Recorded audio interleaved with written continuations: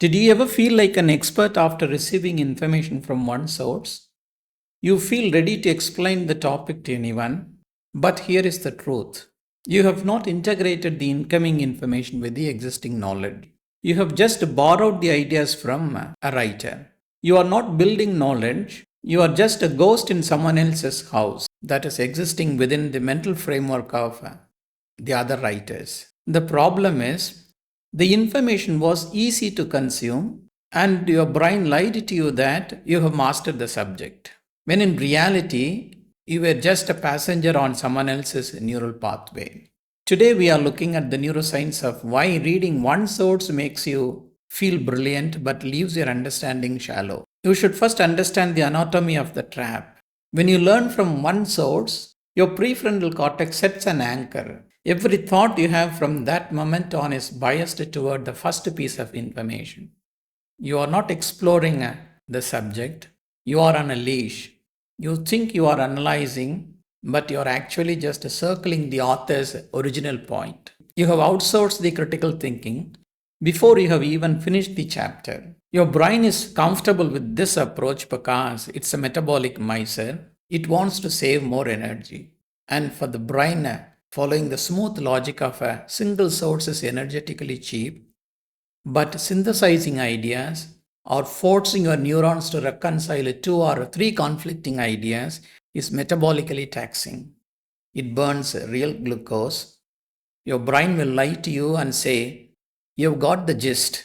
We need not go for more details." But in reality, learning only happens when you are willing to overspend more energy. So, in order to truly understand knowledge, you need conceptual blending. This happens when two disparate mental spaces collide in your brain to create an emergent structure. So, with only one source, there is no collision at all. You have no friction.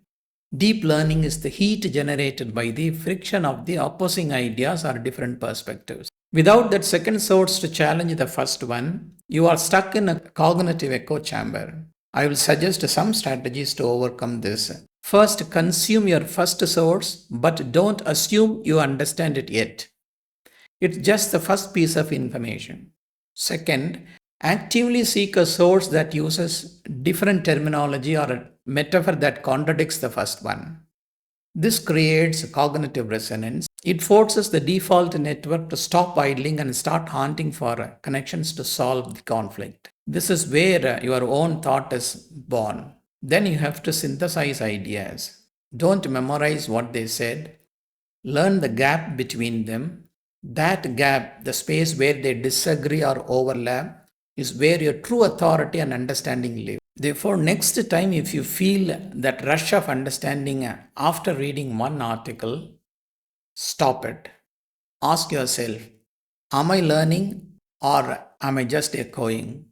Find the friction, pay the metabolic tax, and build the neural verb. If you want to dive deeper into the neuroscience of how your identity acts as a firewall against learning, check out the related videos linked below. Keep learning, keep connecting. Thank you.